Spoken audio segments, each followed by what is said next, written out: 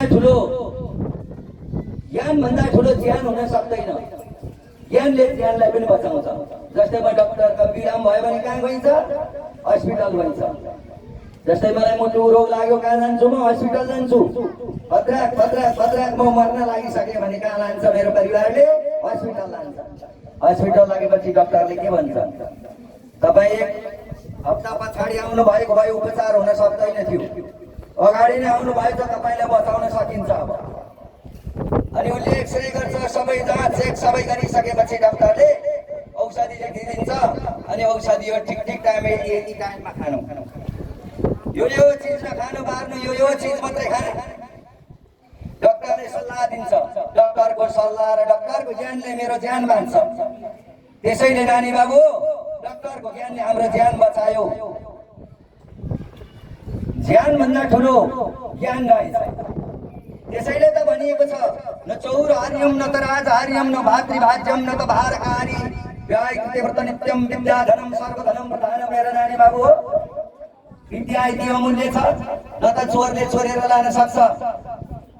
यो मस्तिष्कभित्र लुकेर बसेको गुप्त धन न त दाजुभाइमा अंश लाग्न सक्छ। तैँले 12 क्लास सकिस्, मैले चाहिँ 3 कक्षा मात्रै पढेको छु, तैँले पढेको पनि आधी अंश लाउँ भन्न मिल्दैन। पैतृक सम्पत्ति बराबर अंश लाग्छ, तर पढेको कुरा अंश लाग्दैन, विद्या अंश लाग्दैन। यो चोरले पनि चोरेर लान सक्दैन, दाजुभाइमा पनि अंश लाग्दैन, बाढी पहिरोले पनि लाग्दैन। जति खर्च गरे उति बढ्दै जान्छ। नानी बाबुहरूले मैले जति सिकाए छन्, मेरो दिमाग उति बढ्दै गइरहेको छ। राजाको आफ्ना देशमा मात्रै इज्जत हुन्छ। तपाईँ पछि अहिलेदेखि मेहनत गरेर पढेर पछि विद्वान हुनु भने संसारभरि इज्जत हुन्छ, तपाईँको इतिहास रहन्छ। त्यति मात्रै कहाँ हो र नानी बाबु? हो यो विद्यालय त अघि मैले भनिसकेँ, मान्छेको ज्यान समेत बचाउँदो रहेछ।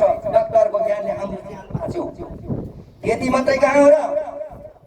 मानवलाई महामानव समेत बनाउने शक्ति लुकेको यो ज्ञान, संसारमा यो ज्ञान भन्दा शक्तिशाली र ठुलो अर्को केही हुन सक्दैन। त्यसैले नानी बाबु, यति बेला यो समय यही मौका हो। यो मौका गुमेपछि फेरि फिर्केर आउँदैन। यो मौका गुमेपछि फेरि फिर्केर आउँदैन।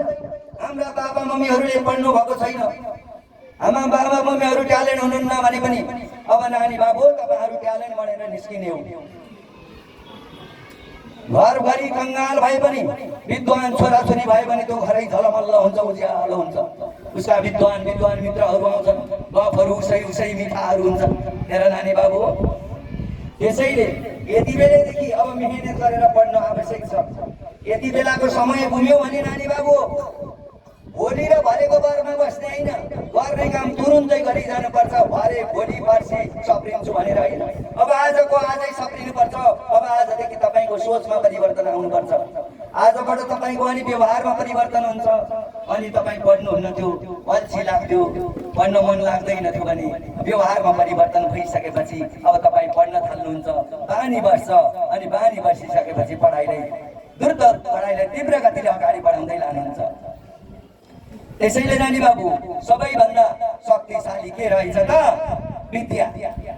यो ज्ञानले गर्दा नै गौतम बुद्धलाई भगवान बनायो, येशूलाई भगवान बनायो, साई बाबालाई भगवान बनायो, रामलाई भगवान बनायो। यो ज्ञानले गर्दा नै पुलिसले बनेको होइन नानी बाबु। भगवान बुद्ध दरबारमै बस, भगवान बुद्ध भनेको नाम थाहा छ? लर्ड बुद्ध थाहा छ कि छैन? भगवान बुद्ध दरबारमै बस्नु भएको भए बुद्धलाई अहिले हामी चिन्दैनथ्यौँ होला सायद। उहाँले घरका स्वास्नी छोराछोरी बाबुआमा सबै त्यागेर नानी बाबु घरबाट निस्केर चाहिँ एउटा पिपलका फेद मुनि जोगी जस्तो भएर चाहिँ नि उहाँले तपस्या गर्नुभयो, ध्यान गर्नुभयो, त्यसबाट ज्ञान प्राप्त भयो। उहाँको रिसर्च गर्नुभयो।